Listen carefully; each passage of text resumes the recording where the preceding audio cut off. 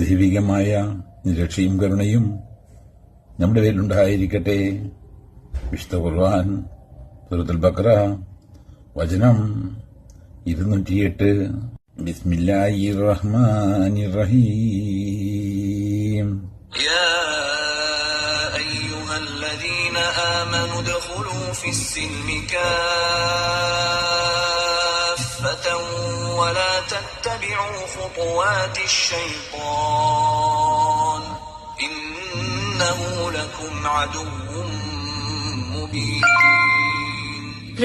സത്യവിശ്വാസികളെ, നിങ്ങൾ പരിപൂർണമായി കീഴ്വണക്കത്തിൽ പ്രവേശിക്കുക.